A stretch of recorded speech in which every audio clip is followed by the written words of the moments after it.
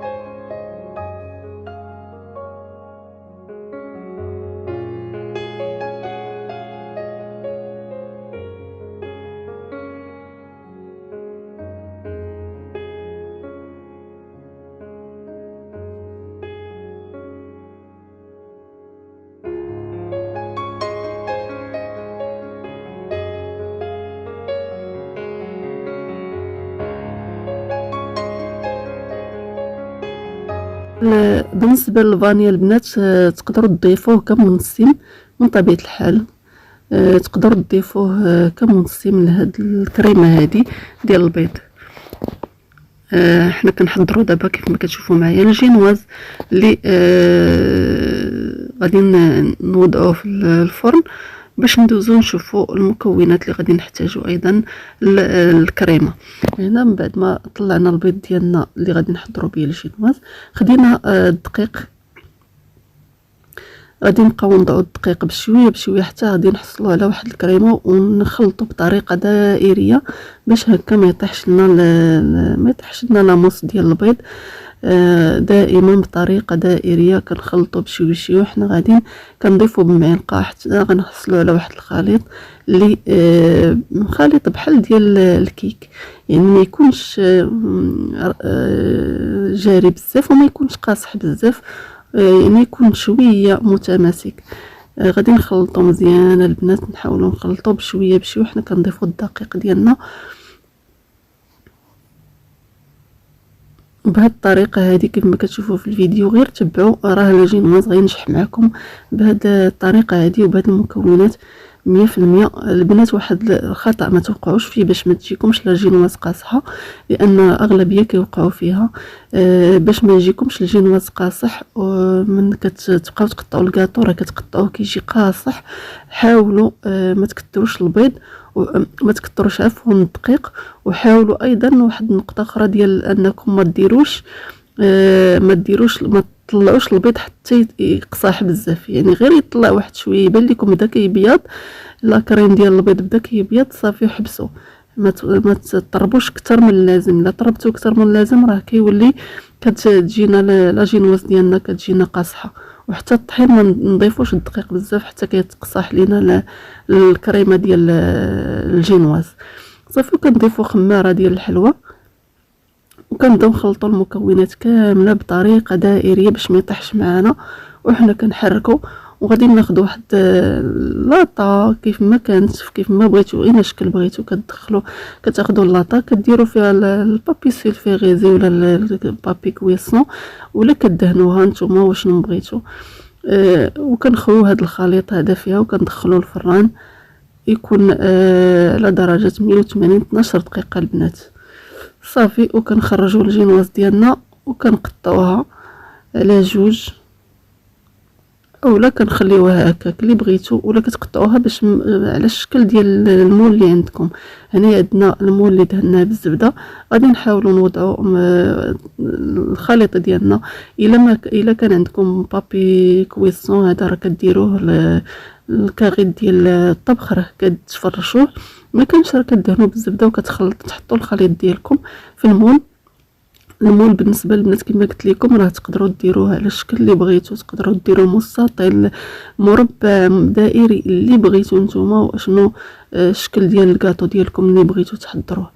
المهم انا هنايا كيف ما كتشوفوا معايا كتحاولوا تحطوا داك الخليط ديال الجينواز وكتحاولوا ديروا بهذه الطريقه هذه وكتستعنوا حتى بالسباتولا هكا باش ما تطيحوش هذاك البيض. كنبقاو نحاولوا باش كنوصلوا لجميع الجوانب وكندخلوا المول ديالنا الفران كما قلت لكم على درجه حراره 180 درجه 12 دقيقه. صافي. من بعد ما كيطيب لينا كنردوا معها البال باش ما تحرقش صافي. من بعد ما كطيب راه كنخرجوها.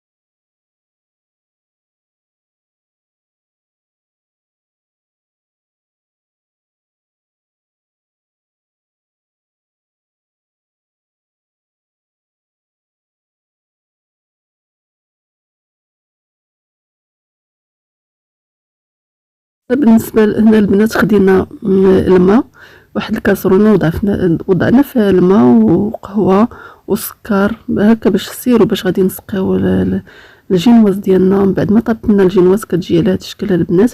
حنا غادي نقسموها على جوج حنا عندنا غادي نديروا واحد المول اللي دائري. صافي غادي نسقيوها بهذاك السيرو كما كتشوفوا معنا. غادي نسقيوها بالسيرو اللي حضرناه معكم اللي فيه السكر والماء وايضا القهوه. نصناها بالقهوه اللي كيعجبو اللوغو ديال القهوه راه كيديرها، اللي ما كتعجبوش يدير شي منسم اخر. ديري الليمون اولا اللي بغيتي الحامض باش ما بغيتي. صافي غادي نحاول نسقيها كامله وغنرجع معكم.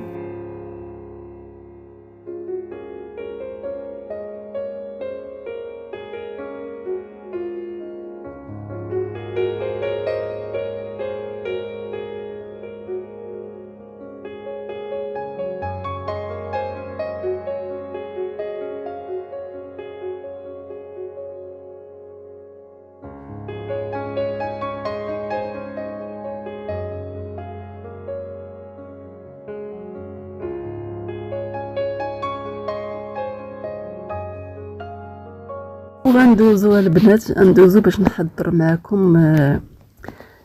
معكم الكلاصاج اللي غادي نديرو فوق الكريمه.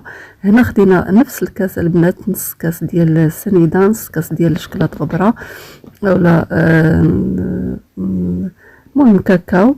كنخلطوا المر، كنخلطوا هاد المكونات كامله، الشكلاط غبره مر، كنخلطوا هاد المكونات، كنضيفوا ليها واحد كاس، نفس الكاس كنعبروا به، كاس ديال الماء وكاس ديال الزيت ما امرينش، نص كاس. الا درنا نص كاس نص كاس نص كاس راه كلشي نص كاس. بهاد 4 المكونات، عندك شكلاط غبره مر، عندك الماء كاس، نص كاس ديال الماء، عندك نص كاس ديال السنيده.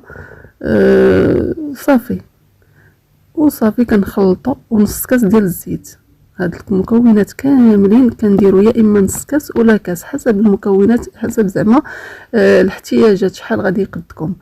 هنا غادي حسب الكميه ديال الكاطو اللي درتو زعما الجينواز. هنايا غادي ناخذوا كمون ستيم كيعطي واحد لو زوين. هاد القهوه سريع الذوبان كنضيفوها حتى هي، وكنبقاو نخلطوا هاد المكونات مزيان حتى على البوطه مهيله وهي كتعقد، ونضيفوا واحد 4 ديال المعالق ديال النشا. وكنبقاو انا ما صورتوش البنات، نسينا ما درناش. المهم ضروري 4 ديال المعالق ديال النشا كتبقاو تخلطوا في هذا الخليط هذا. وكنضيفوا الحليب حتى هو نص كاس ديال الحليب، كنبداو نخلطوه حتى كتعقد لنا هذا سميتو ديالنا الكريمه ديالنا كيف ما كتشوفوا معايا.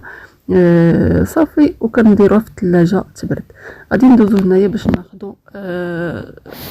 ناخذوا الكريمه لاموس ديالنا كيف ما كتشوفوا معايا ديال الشكلاط. خدينا ديال الشكلاط، كيبقى لكم الاختيار باش ما بغيتو ديروها كتاخذوها. اي نوع ديال لاموس بغيتو تخدموا به راه كتخدموا به، كيبقى لكم الاختيار. هنا كناخذوا الفلون حتى هو ديال الشكلاط كيف ما كتشوفوا معايا، وكنضيفوا لهم الحليب. صافي كنضيفوا لهم الحليب وغادي نطربوهم باش نطلعوا لاموس ديالنا. كنضيفوا لها ايضا السكر البنات. بالنسبه للحليب كنضيفوا السكر قبل ما نذكر، كنضيف واحد كاس ديال السكر هنايا. وبالنسبه للحليب البنات حسب الذوق، بالنسبه للسكر حسب الذوق، سكر خشن اولا سكر حبيبات اولا السكر سنيده كنضيفوه حسب الذوق. بالنسبه للحليب والغبره ديال لاموس راه كنديروهم في الفريغو قبل ما نخدموا بهم البنات، باش هكا كتطلع لينا لاموس ديالنا وكتجي رائعه وكتبقى شاده في راسها. هذه النصيحه البنات عندكم تنساو النقطه هذه، ضروري ما تدخلي لاموس ديالك الغبره ديريها في الفريغو، وديري الحليب اللي غتضيفيه معاها حتى هو في الفريغو. هذاك الكاس ولا كاس ونص كديريه في الفريغو حتى كيبرد مزيان، عاد كتطلعي لاموس ديالك باش هكا كيعطيك واحد لاموس اللي كتجي مزيانه وكتشد في راسها وما كتذوبش لنا دغيا، ما كتطيحش لنا. فهمتوا؟ هذا هو المبتغى من هذه النقطه هذه البنات. ضروري هذه النقطه بغيت نشاركها معكم. كنطلعوا لاموس ديالنا مزيان حتى كتطلع مزيان. صافي وغادي نرجع معكم.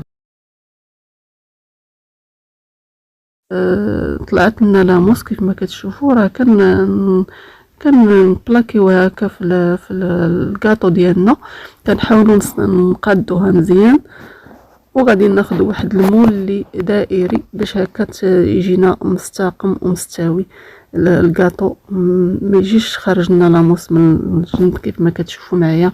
هنا خدينا هذا المول هذا اللي دائري، وضعنا لاموس ديالنا، او ضعنا الطبقه الاولى ديال الجينواز سقيناها، وضعنا الطبقه الثانيه ديال لاموس، ثم وضعنا الجينواز الطبقه الثانيه حتى هي مسقيه، وعاد وضعنا الكميه اللي باقا لنا ديال لاموس. صافي البنات كيف ما كتشوفوا معايا كنحاولوا نقادوها مزيان من الفوق باش ما تجيش عوجه، باش تجي كلها مستويه.